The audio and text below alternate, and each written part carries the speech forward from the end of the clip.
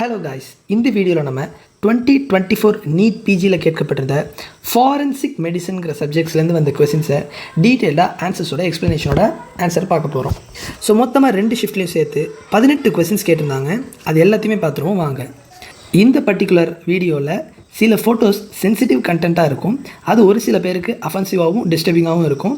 அவங்க கொஞ்சம் கவனமாக பார்க்குறது நல்லது. So first question. A police officer brought a child to the hospital. There is redness and tenderness over the perianal region. Perianal regionல redness and tenderness இருக்குது. So rectal swap எடுக்கிறாங்க. Swap எடுத்தால் இந்த மாதிரி தெரியுது. இது என்ன டெஸ்ட்னு கேட்குறாங்க. ஸோ இங்கே என்ன தெரியுது? எல்லோ கலரில் ஒரு கிறிஸ்டல்ஸ் இருக்குது. Needle shaped crystals. Yellow colour needle ஷேப்னு வச்சுக்கோங்க. இது எந்த டெஸ்ட்டில் தெரியும் அப்படின்னு பார்த்தீங்கன்னா, ஒரு நிமோனிக் சொல்கிறேன், ஞாபகம் வச்சுக்கோங்க. BSP will be yellow அப்படின்னு ஞாபகம் வச்சுக்கோங்க. ஸோ இதில் BSP அப்படின்னா என்னென்னா, B ஃபார் பார்பேரியோ டெஸ்ட். இந்த பார்பேரியோ டெஸ்ட் தான் அதுக்கான ஆன்சர். இந்த பார்பேரியோ டெஸ்ட்டில் எஸ் அப்படின்னா என்னென்னா ஸ்பெர்மின், அதுதான் நீங்கள் பார்க்குறது. Spermine. P for picrate. So spermine picrate வந்து ஃபார்ம் ஆகும். இது வந்து அதில் வந்து செமன் இருக்கா அப்படின்னு கண்டுபிடிக்கிறதுக்கு BSP. இது வந்து எல்லோ கலர் நீடில்ஸ் தெரியும். அதே ஃப்ளாரன்ஸ் டெஸ்ட்டும் செமன் இருக்கான்னு பார்க்குறது தான். வேறு ஸ்டீக்மேன் அண்ட் டகாயாமா, இந்த 2 டெஸ்ட்டும் ஹீமின் பிளட் இருக்கான்னு பார்க்குறத சொல்லுது. ஒன்று ஹீமின், இன்னொன்று ஹீமோக்ரோமோஜன். இது 2த்தையும் கண்டுபிடிக்கிறது. இதில் ஹீமோக்ரோமோஜன் என்னென்னா CH இருக்கா. ஹீமோக்ரோமோஜன் வில் பி டகாயாமா. CHும் ஒன்றா சேராதுன்னு ஞாபகம் வச்சுக்கோங்க. So Teichmann shows haemin, Takayama shows haemochromogen. வேறு ஃப்ளாரன்ஸில் இதில் பி ப்ரௌன் கலர்டு. இங்கே நம்ம எல்லோ கலர் பார்த்தோம்னா அதுமாரி ப்ரௌன் கலராக இருக்கும்னு ஞாபகம் வச்சுக்கோங்க. அடுத்து second question. A man sexually aroused when he wears his female partner's dress and heels. He denies getting attracted to male. What is his condition னு கேட்குறாங்க. So when he is sexually aroused கேட்டிங்கன்னா, while wearing female dress, அப்போ the opposite செக்ஸோட ட்ரெஸ்ஸை wear பண்ணும்போது தான் அவருக்கு sexual arousal இருக்குது. மற்றபடி he is not attracted to males. Same செக்ஸும் அட்ராக்ஷன் இல்லை. ஸோ இது என்ன ஆப்ஷன் பார்த்தீங்கன்னா, கே செக்ஷுவல் ப்ரிஃபரன்ஸா இல்லை. ஏன்னா he denies getting attracted to male. Gender டிஸ்ஃபோரியாவா இல்லை. டிரான்ஸ்வெஸ்டிக் ஃபெட்டிஷிசமா? Of course correct. ஸோ இந்த மாதிரி behaviour is called transvestic fetishism. அடுத்து வாயரிசம் கிடையாது. ஏன்னா voyeurism is also called scotophilia. So scotophilia அப்படின்னா பீப்பிங் டாம் அப்படின்னு சொல்கிறாங்க. அப்படின்னா இன்னொருத்தவங்களோட செக்ஷுவல் இன்டர்கோர்ஸையோ இல்லை சம் ஆக்டிவிட்டீஸையோ தூரத்துலேருந்து பார்த்தே செக்ஷுவல் அரோஸ் ஆகிறது தான் வாயரிசம். அடுத்து third question. A railway police has brought a person with suspected poisoning. On examination, he was confused with slurred speech ஓட இருக்காங்க, hot skin, dry mouth, dilated pupils ஓட வராங்க. What is a probable poisoning? இந்த வார்த்தையெல்லாம் பார்த்தோன்னே உங்களுக்கு ஒன்று தான் தெரியணும். hot as a hair, dry as a bat, dry as a bone, mad as a hatter. இது எல்லாமே எதுக்கு வரும்னா, அட்ரோபின் பாய்சனிங் இருக்குது பார்த்தீங்களா, இந்த அட்ரோபின் பாய்சனிங்லாம் வரும். அடுத்து ரெட் அஸ் அ பீட் அப்படின்னு, ரெட்னா ஃபுல்லாக ரெட்னஸாக அப்படியே ஃப்ளஷிங்காக இருக்குங்கிறாங்க. ஸோ எல்லாமே அட்ரோபின் பாய்சனிங்கில் வரும். ஸோ இங்கே அட்ரோபின் எங்கே இருக்குது? தத்துரா பெல்லடோனா தான் அட்ரோபின் கான்ஸ்டிடியூன்ஸ் இருக்க ஒரு சப்ஸ்டன்ஸ். அடுத்து fourth question. A 5-year-old child consumed overdose of iron syrup around 60 mg per kg. ஓவர்டோஸாக குடிச்சிடும் iron. which of the following is contraindicated? அப்படின்னா ஒன்றும் இல்லை, ஒரு அயன் ஓவர்லோடுக்கு என்ன கொடுக்கக்கூடாதுன்னு கேட்குறாங்க. பால், டெஃபராக்சமைன், கால்சியம் எடிட்டேட், DTPA. இதில் என்ன கொடுக்கக்கூடாதுன்னா BAL, தட் இஸ் பிரிட்டிஷ் ஆன்டிலூவிசைட். இதனால் டைமெர்காப்ரால்னு இன்னொரு பேரும் இருக்குது. இது எந்தெந்த பாய்சனிங்க்கெலாம் யூஸ் பண்ணலாம் அப்படின்னு பார்த்தீங்கன்னா, மெர்க்குரினா HGன்னு வச்சுக்கோங்க. அடுத்து ஆர்சனிக், அடுத்து லெட். இந்த 3த்துக்கு தான் யூஸ் பண்ணணும், மீதிக்கெலாம் யூஸ் பண்ணக்கூடாது. ஸோ HAL, BAL அப்படி கொஞ்சம் நிமோனிக் மாரி ஞாபகம் வச்சுக்கோங்க. இது அயன் ஓவர்லோடுக்கு கொடுக்கக்கூடாது. அடுத்து fifth question. An 18-year-old boy was brought by police and accused of sexual assault. But the boy claims to be minor, 16 years oldங்கிறான் பையன். Which radiograph will you order to solve this discrepancy? இப்போ நம்ம என்னென்னா, நம்ம ஒரு x ray order பண்ணணும். 2 x ray option 2 கொடுத்துருக்காங்க. அந்த எக்ஸ்ரேவை பார்த்து இவனுக்கு 18 வயசு ஆகிடுச்சா இல்லை ஆகலையா அது மட்டும் கண்டுபிடிக்கணும். அப்படின்னு நம்ம என்ன எக்ஸ்ரே ஆர்டர் பண்ணணும்? நம்ம எய்ம் பண்ணுற இடத்துல ஃபியூஷன் 18 வயசில் கரெக்டாக ஃபியூஷன் ஆகிற மாதிரி ஒரு இடத்த கண்டுபிடிக்கணும். ஸோ தட் அவனுக்கு ஃபியூஷன் ஆகிருந்தது அப்படின்னா ஹீஸ் 18+, ஃபியூஷன் ஆகலை அப்படின்னா ஹீஸ் 18- நம்ம கண்டுபிடிக்கிற மாரி வரணும். அந்தமாரி உடம்புல 2 இடம் இருக்குது. ஒன்று லோயர் எண்ட் ஆஃப் ரேடியஸ், இதை நல்லா ஞாபகம் வச்சுக்கோங்க. லோயர் எண்ட் ஆஃப் ரேடியஸ், இன்னொன்று அப்பர் எண்ட் ஆஃப் டிபியா. இந்த 2 இடமுமே என்னென்னா 18 வயசு டு 19 வயசில் தான் ஃபியூஸ் ஆகும். அது ஃபியூஸ் ஆகிடுச்சு அப்படின்னா நம்ம 18 வயசு தாண்டிட்டான்னு சொல்லிடலாம். ஃபியூஸ் ஆகலைன்னா 18 வயசு தாண்டலன்னு சொல்லிடலாம் ஒரு தோராயமாக. ஸோ இந்த 2 இடத்துக்கும் நம்ம பார்க்குற மாதிரி எக்ஸ்ரே எடுக்கணும்னா லோயர் எண்ட் ஆஃப் ரேடியஸ் எங்கே தெரியும்? ஒரு ரிஸ்ட்டில் தெரியும். அப்பர் எண்ட் ஆஃப் டிபியா எங்கே தெரியும்? நீ ஜாயினில் தெரியும். So option D is the correct answer. அடுத்து 6வது question. Rigor mortis is established in 12 to 24 hours after death. What is the order of appearance of rigor mortis னு கேட்குறாங்க. ஸோ rigor mortisக்கு ஒரே ஒரு ஆர்டர் தான். இதுதான் ஒரு மனுஷன்னா it goes from top to bottom, அது ஹெட் டு டோ. இதை மட்டும் ஞாபகம் வச்சுக்கோங்க. ஆனால் first which is the first thing to undergo rigor mortisனா involuntary muscle, that is a heart. ஹார்ட்லேயுமே எது ஃபஸ்ட் அப்படின்னு கேட்டாங்கன்னா left chamber of the heart அப்படின்னு சொல்லலாம். அதுக்கடுத்து நமக்கு ஐலிட்ஸ், அதுக்கப்புறம் நெக் மசில்ஸ், அப்படியே ஃபேஸு, நெக்கு, அப்புறம் தொராக்ஸ், அந்த மாதிரி கீழே போயிட்டே இருக்கும். ஹெட் டு டோ அதுக்கப்புறம் வரும். அடுத்து 7th question. During the postmortem examination following finding is scene. என்னது? இந்த வாயில் அபரேஷன்ஸ் இருக்குது பார்த்தீங்களா, லிப்பில், இது எதில் தெரியும்னு கேட்குறாங்க. சோக்கிங்லையா, த்ராட்லிங்லையா, ஹேங்கிங்லையா, ஸ்மாதரிங்லையான்னு பார்த்தா இதுக்கான ஆன்சர் வந்து ஸ்மாதரிங். ஏன்னா ஸ்மாதரிங்கில் தான் சம் ஆப்ஜெக்ட்ஸை வச்சோ இல்லை கையை வச்சோ மூக்குலையும் வாயிலையும் வச்சு க்ளோஸ் பண்ணி வைப்பாங்க. அப்போ அந்த இடத்துல அபரேஷன் வரதுக்கு வாய்ப்பு இருக்குது. வேறு சோக்கிங்னா என்ன? ஏதோ ஒரு ஆப்ஜெக்ட் போய் நம்மளோட அந்த ஏர் பாசேஜை அப்ஸ்ட்ரக்ட் பண்ணி அதனால ஆஸ்பிக்ஸியா வந்து சாகுறது. அதில் நமக்கு இப்படி அபரேஷன்ஸ் இருக்காது. வேறு ஸ்டார்டிங்லாம் கழுத்தை பிடிச்சி அடிக்கிறது, அப்போ கழுத்தில் தான் அபரேஷன் இருக்குமே தவிர வாயில் இருக்காது. ஹேங்கிங்னா கழுத்தில் ஒரு இதில் வச்சு தொங்குறது, அப்போ கழுத்தில் தான் அபரேஷன் இருக்குமே தவிர இந்த மாதிரி லிப்பில் இருக்காது. So 7th question. 8th question. A woman give birth to a child 8 months after the death of her husband. The in-laws claim that the child is not their son. However, DNA testing confirms their paternity. What is the child known as?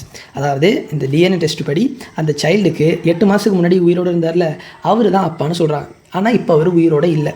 அப்போ அந்த சைல்டோட பேர் என்ன அப்படின்னு பார்த்தீங்கன்னா the child is a posthumous child. ஏன்னா அவங்க அப்பா இறந்துட்டாங்கன்னா அப்புறம் அந்த குழந்தை பிறந்துச்சுன்னா அது பேர் போஸ்ட்ஹியூமஸ் சைல்டு. வேறு இல்லெஜிட்டிமேட் சைல்டுனா ஒரு அன்மேரிட் கப்பலுக்கு பிறந்தா அது வந்து இன்லெஜிட்டிமேட் சைல்டுன்னு சொல்கிறாங்க. லீகலாக நாட் இல்லெஜிட்டிமேட்னு. அடுத்து சரகேட் சைல்டுனா பார்ன் டியூ டு சரகசி. இப்போ ஒரு கப்பலுக்கு குழந்தை வேணும்னா அவங்க எடுத்து அந்த ஃபெர்டிலைஸ் ஆன பர்டிகுலர் இதை ஓவம் எடுத்து இன்னொரு லேடியில் வச்சு குழந்தைய மட்டும் அவங்க பெத்தெடுத்து தருவாங்க இவங்க இந்த கப்பலுக்கு. ஸோ அப்படிங்கிறப்ப அவங்க தான் சரகேட் மதர். ஸோ அதில் பிறக்கிறது தான் சரகேட் சைல்டு. வேறு சப்போர்ட்டிஸ்டஸ் சைல்டுனா இப்படி ஒரு குழந்தையே இருக்காது. இந்த mother will pretend to be pregnant. அப்படியே மாதமாக இருக்க மாதிரியே ஒரு 10 மாதம் காட்டிகிட்டு இருப்பாங்க வெளி உலகத்துக்கு.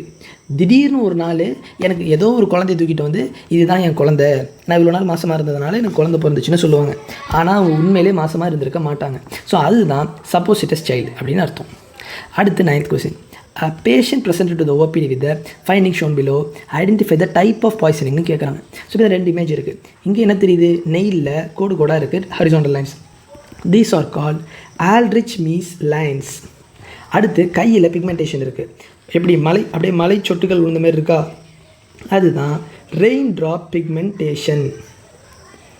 இப்போ இந்த 2மே எதில் கிளாசிக்கலாக தெரியும்னா it will be seen in arsenic poisoning.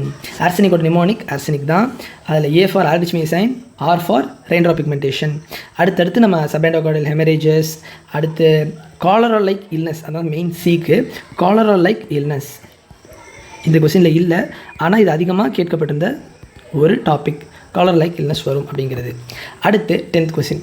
A person comes to the emergency after consumption of a substance, the form and dose of which is not known. ஏதோ சப்ஸ்டன்ஸ் அப்யூஸ் பண்ணியிருக்காங்க.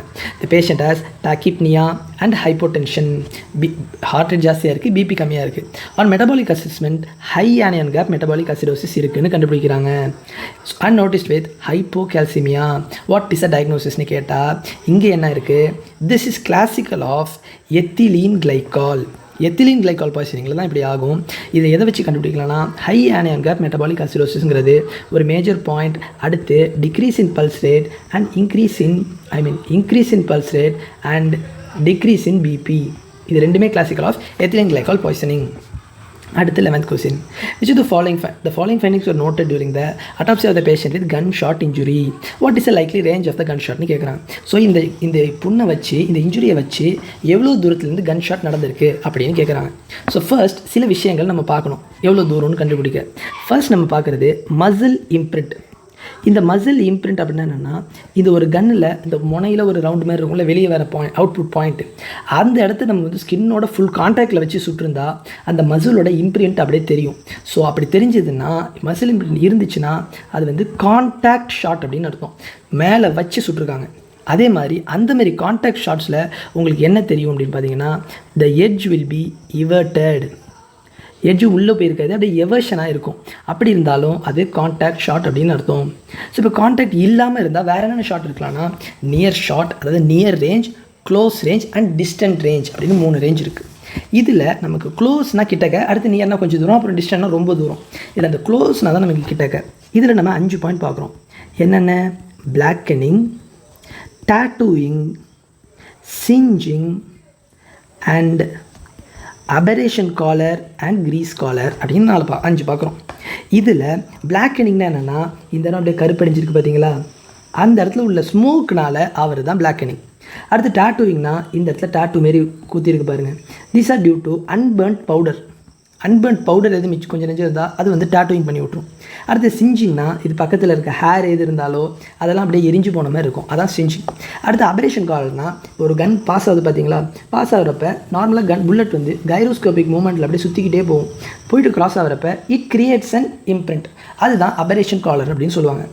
கிரீஸ் காலர்னால், அதுவும் அபரேஷன் காலர் கிரீஸ் காலர்னால் அந்த கன் உள்ளே போகிறப்ப இந்த it creates something அந்த நம்மளோட பாடி ஸ்ட்ரக்சரில், அதுதான் அபரேஷன் காலர் கிரீஸ் காலர்னு வச்சுக்கோங்க. இப்போ இது எதுவுமே தெரில, இந்த 2 காலர் மட்டும்தான் தெரிஞ்சுது அப்படின்னா அது வந்து டிஸ்டன்ட், அதாவது ரொம்ப தூரத்துலேருந்து போட்டிருக்காங்க அப்படின்னு அர்த்தம். இதுவே எல்லாமே தெரிஞ்சுது அப்படின்னா it is a close range, கிட்டக்க இருந்து போட்டிருக்காங்க.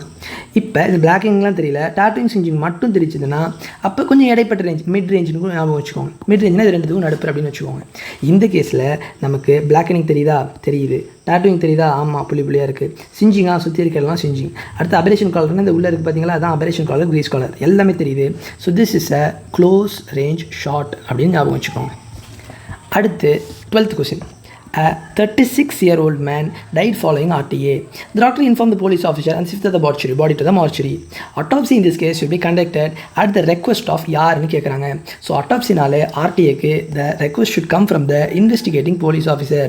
ஏன்னா அட்டாப்சி ரெக்வெஸ்ட் பண்ணுறது என்ன தான் ஒரு ஃபாரன்சிக் எக்ஸ்பர்ட் பண்ணாலும் அதை அவங்களா போய் ஒரு ஆர்டிஏன்னு பண்ணிட முடியாது. போலீஸ் ஆஃபீஸர்லேருந்து இன்குவெஸ்ட் வரணும். ஸோ அண்ட் அதில் இது என்னென்னா 174 CRPC, முன்னாடி சிஆர்பிசின்னு இருந்தது, அந்த இதுபடி 174 சிஆர்பிசி படி அவங்களுக்கு வரும். இப்போ வந்து பிஎன்எஸ்எஸ் அப்படின்னு புதுசாக மாற்றிருக்காங்க, அதாவது நியூ சிஸ்டத்தில் நம்பரிங் ஃபுல்லாக சேஞ்ச் ஆகிருக்கு. இப்போ உங்களுக்கு எக்ஸாம்ஸில் கேட்டிருந்தா அந்த நியூ பிஎன்எஸ்எஸ் வச்சு தான் கேட்பாங்க, அதையும் ஞாபகம் வச்சுக்கோங்க. பிஎன்எஸ்எஸ் செக்ஷன் 194 இதுதான் இப்போ உள்ளது. இதுபடி நம்ம போலீஸ் இன்குவெஸ்ட் தான் வந்தால் தான் ஒரு ஆர்டிஏக்கு ஆட்டோப்சி ஷுட் பி டன். அடுத்து 13வது question. A 30-year-old male was found dead, was brought to the autopsy. The doctor notices a greyish white waxy layer over the body with preserved facial features. Which of the following statement is true concerning adipocere formation? So இப்போ இவருக்கு அடிப்போசீர் தான் form ஆயிருக்கு அப்படின்னு சொல்லிட்டாங்க கொஸ்டின்லே. அந்த Grace white waxy layer ஏன் வருதுன்னா adipose tissue அடிப்போசீர் form ஆயிருக்கு. இங்கே ஏன்னா எப்போ இறந்தாருன்னே போடல, வாஸ் ஃபவுண்ட் டெட், அப்போ அவர் முன்னாடி இறந்துருக்காரு, அடிப்போசீர் ஃபார்ம் ஆகிற வரைக்கும் அவர் விட்டுருக்காங்க. ஸோ அடிப்போசீர் அப்படின்னா ட்ரூ என்னன்னு கேட்குறாங்கன்னா it is a type of body preservation with saponification of fat. இது வந்து இயற்கையாகவே நடக்கிறது, சப்போனிஃபிகேஷன் ஆஃப் ஃபேட்டால் வரதான் அடிப்போசீர். அடுத்து 14th question. A large number of people who consumed cheap alcohol presented to the emergency department with abdominal pain, confusion and decreased vision. Methyl alcohol level in the blood was detected to be around 20 mg/%. On assessment, which of the following metabolite is found ன்னு கேட்குறாங்க. So அப்போ methyl alcohol poisoning, அது மெத்தனால்னு சொல்லிட்டு இந்த கள்ளச்சாராயம்னு சொல்கிறாங்களா, அது பாய்சனிங்காக இருக்குது. அவங்களுக்கு பிளட்டில் என்ன மெட்டபாலைட் இருக்குன்னு கேட்குறாங்கன்னா formic acid and lactic acid R த 2 மெட்டபாலைட்ஸ்னு ஞாபகம் வச்சுக்கோங்க. அடுத்து 15th question. A sexual assault survivor has to testify in court and in-camera trial was conducted. What is in-camera trialனு கேட்குறாங்க. ஸோ இப்போ நம்ம பேர் படி இன் கேமரானா என்ன அர்த்தம்? கேமரா வச்சு ஊர் ஃபுல்லாக போட்டு காட்டுவாங்க அப்படின்னு நம்ம நினச்சிடக்கூடாது. ஸோ இன் கேமரா அப்படிங்கிறது ஒரு க்ளோஸ்டு ரூமில் ஒரு சீக்ரெட்டாக நடக்கிற மாதிரி ஒரு இது பப்ளிக்கு நம்ம எல்லாருக்கும் தெரியாத மாதிரி. ஸோ இந்தமாரி கேஸில் ஒரு செக்ஷுவல் அசால்ட் சர்வைவர்லாம் இருந்தாங்கன்னா அவங்களோட நியாயத்தையும் அவங்களுக்கு கொடுக்கணும், அதே சமயம் எல்லாருக்கும் அவங்களோட ஐடென்டிட்டி வந்து வெளியே எல்லாத்துக்கும் தெரிஞ்சிடக்கூடாது, ஏன்னா அது அவங்கள சோஷியலாக நிறையா பாதிக்கும். ஸோ அதனால் இன் கேமரா ட்ரையல்ஸ் நடக்கும். So that is closed court proceedings. அடுத்து 16th question. A 32-year-old G3P2L2 came to you in active labor. The labor process was arrested at around cervical dilation 8 cm arrest ஆயிட்டு. She was counseled regarding need for emergency LSCS பண்ணணும்னு சொல்லிட்டு the baby was delivered by cesarean section. Okay பண்ணிடுறாங்க. And was doing well, but the mother developed intractable PPH. குழந்தை எல்எஸ்சிஸாக பிறந்ததுக்கப்புறம் சரியான PBH ஆகிடுச்சு. உடனே conservative management try பண்ணியிருக்காங்க, ஆனால் பட் இட் ஃபெயில். உடனே emergency hysterectomy was done as a life saving ப்ரொசீஜராக hysterectomy எடுத்துட்டாங்க.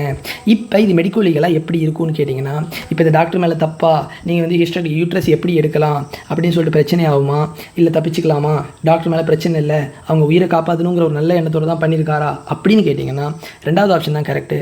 Hysterectomy was done as a life saving procedure, so doctor is legally protected. அவங்க உயிரை காப்பாற்றுறது தான் அந்த டாக்டரோட வேலை, அவங்க உயிரை காப்பாற்றணுன்னு தான் இப்படி பண்ணியிருக்காரு, அதனால அவருக்கு எந்த வித பிரச்சனையும் கிடையாது. அது அடுத்து 17th question. In case of drowning following autopsy, an organism was isolated from the water present in the internal organs. இந்த மாதிரி ஒரு ஆர்கானிசம் பொறி எடுத்திருக்காங்க. Which of the following is true regarding the isolated organismனு கேட்குறாங்க. This isolated organism is nothing but diatom. இந்த diatom வந்து resist acid resistance and heat resistance. இது வந்து ஒரு ஆன்டிமோர்டைம் ட்ரௌனிங், அதாவது சாவறதுக்கு முன்னாடி ட்ரௌனிங் ஆகிடுச்சுன்னா அவரோட பல்மனரி வெயின்ஸ் வழியாக போய் ஹார்ட்டில் கலந்து அங்கேருந்து எல்லா ஆர்கனுக்கும் பரவி, போன் மேரோலேருந்து லங்லேருந்து லிவர்லேருந்து எல்லா ஆர்கனுக்கும் பரவி இருக்கும். அப்படி பரவி இருந்துச்சுன்னா அது ஆன்டிமோர்டம் ட்ரௌனிங்னு நம்ம சொல்லிடலாம். ஸோ இந்த ஆப்ஷனில் எது ட்ரூ அப்படின்னு கேட்டிங்கன்னா tried outer wall contain silicon குளோரோஃபில்ங்கிறது தான் கரெக்ட். ஸோ ஏன்னா மற்ற ஆப்ஷனில் ஏன் தப்பு? ப்ரெசென்ட் ஒன்லி இந்த போன் மேரோவா? இல்லை, எல்லா ஆர்கன்லேயும் இருக்கும். இட்ஸ் மைக்ரோஸ்கோபிக் இனிஷியல் பாக்டீரியாவா? This is not a bacteria. It's not heat and acid ரெசிஸ்டண்டா? இல்லை, இட் இஸ் ரெசிஸ்டன்ட். அடுத்து 18th question. A pregnant female comes to a gynecologist who sends her for USG. On USG twin pregnancy இருக்குன்னு கண்டுபிடிக்கிறாங்க. About 1 month difference in the age of the fetus. அதாவது ஒரு ட்வின்னுக்கு 2 மாதம்னா இன்னொரு ட்வின்னுக்கு 1 மாதம் தான் ஆகுது அப்படிங்கிறாங்க. Which of the following is true regarding the patient? So இந்த மாதிரி கண்டிஷன் இருக்குன்னா அதுக்கு ஒரே ஒரு காரணம் தான், தட் இஸ் சூப்பர் ஃபீட்டேஷன்.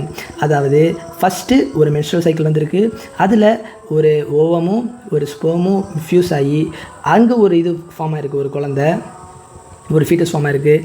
அடுத்த மாதம் செகண்ட் மாதம் ஒரு சைக்கிள் வந்திருக்கு, அதில் நமக்கு ஒரு ஃபெர்டிலைசேஷன் நடந்து அதில் ஒரு குழந்தை ஃபார்மாக இருக்குது. ஸோ அப்படி இருந்தால் this is classical of superfetation. இது வந்து ஹியூமன்ஸில் இம்பாசிபிள், ஆனால் சில அனிமல்ஸில் திஸ் இஸ் பாசிபிள். இந்த கேஸில் சூப்பர் ஃபெகண்டேஷன் அப்படின்னா கிடையாது. ஏன் அப்படின்னா சூப்பர் ஃபெகண்டேஷனா இப்போ ஒரே ஒரு சைக்கிள் வந்து அந்த ஒரே ஒரு சைக்கிளில் உங்களுக்கு 2 ஓவம் ரிலீஸ் ஆகி இது தனியாக ஒரு ஸ்பெர்ம் ஃபெர்டிலைஸ் பண்ணுது, இது தனியாக ஒரு ஃபெர்டிலைஸ் பண்ணுது. அப்படி இருந்தால் சூப்பர் ஃபெகண்டேஷன். சப்போசிட்டர் ஸ்டைல்னால் முன்னாடியே பார்த்தோம், போஸ்ட் டியூமர் ஸ்டைல்னாலும் முன்னாடியே பார்த்தோம். வித் திஸ் நம்ம 2024 நீட் பிஜியில் கேட்கப்பட்டிருந்த 18 கொஸ்டினும் டீட்டெயில் எக்ஸ்ப்ளனேஷனோட பார்த்தோம். ஸோ இதேமாரி மற்ற சப்ஜெக்ட்ஸும் ஒரு ரீகால் வீடியோ இருக்குது, எல்லாத்தையும் மறக்காமல் பாருங்கள். தேங்க்யூ.